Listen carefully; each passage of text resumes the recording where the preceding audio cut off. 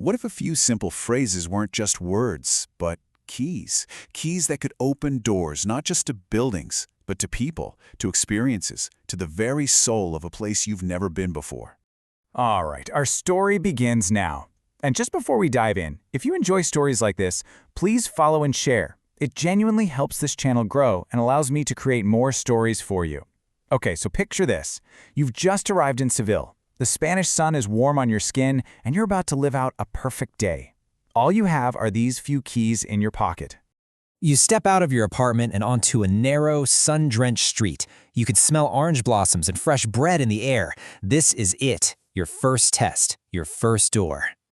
As you walk into a little bakery, you use your first key. Not hola, but something softer, more local. Buenos. It's kind of the perfect all-purpose greeting here. Good morning, good afternoon, whatever. The baker looks up, he smiles, and just like that, you're not just another tourist. You're part of the scene. And here's where you start to see the beautiful little details in the language. For the polite baker, you might ask, ¿Cómo está? But later, if you're talking to someone younger at a market stall, you could try the more casual, ¿Qué tal? It's a tiny shift, but it shows you're paying attention. It shows you're tapping into the real rhythm of the city. Feeling a little more confident now? You find this charming little cafe tucked away in a quiet plaza. You can hear the clinking of cups and smell that rich coffee in the air. This is the next stage of your adventure. You know, ordering coffee here isn't just a transaction, it's like a small ritual. You start with your familiar buenas. Then, instead of a blunt I want, you use the softer quería, which really means I would like. And you always finish with a simple, essential gracias. It's like a three-part harmony of politeness. So you step up to the counter and say the words, Quería un café con leche, por favor. The barista just nods and starts making your coffee. The words might have felt a little clumsy in your head, but when you said them, they worked perfectly. They were the right key for this particular lock.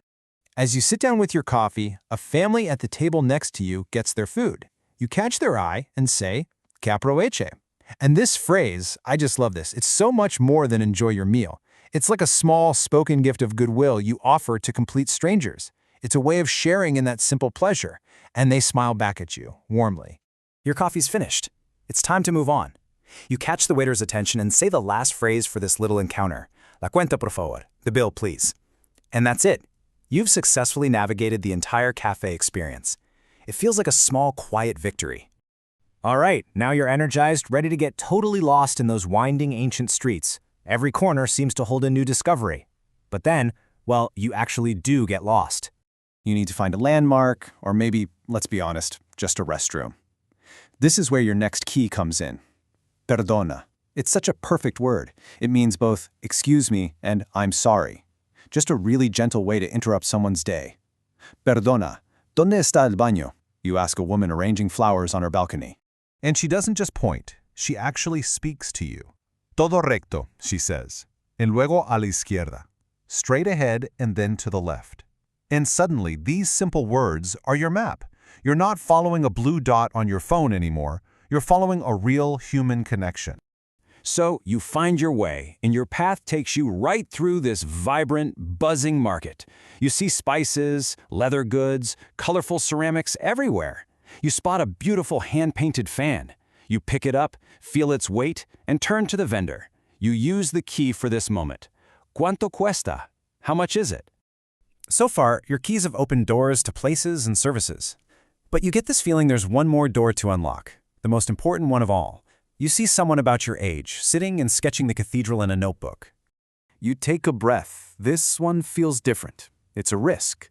You walk over and you use the simplest key of all. Hola, you say, me llamo, and you give your name.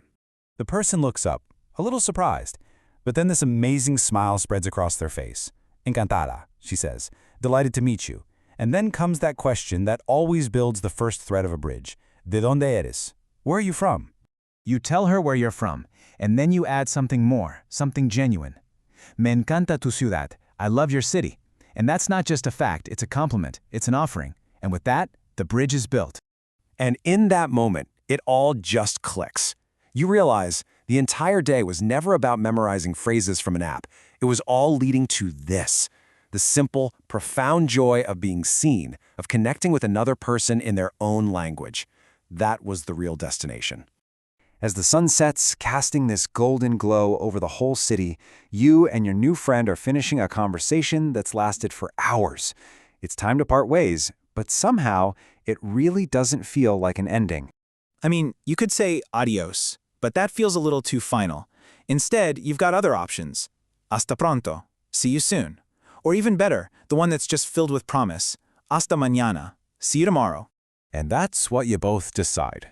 Nos vemos mañana a las 10. We'll see each other tomorrow at 10. You walk away from the day not just with memories, but with a plan.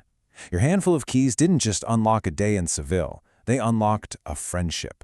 Because that's what language really is, right? A set of keys. It opens doors to new places, new foods, new perspectives, and most importantly, new people. So the only question is, which door will you choose to open next? If this story moved you or made you think differently, share it with someone who needs to hear it, and follow the channel for more stories like this.